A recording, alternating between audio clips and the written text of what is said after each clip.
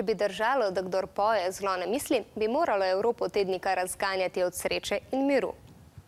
Kakšno pa je razpoloženje na njenem severu, na Danskem, kjer poteka festival pesem Eurovizije, pa zdaj preverjamo z dopisnikom TV Slovenija z Boštjanom Anžinom. Boštjan, zdravo! Včeraj je Tinkara nastopila pred strokovno žirijo, a morda veš, kako se je odrezala in kako ji kaže danes. Živijo in lepo zdrav izpred dvorane, kjer bo nocoj potekal drugi polfinale Eurosonga in kjer lahko vidite se radovedneži in obiskovalci zbirajo že več ur pred začetkom.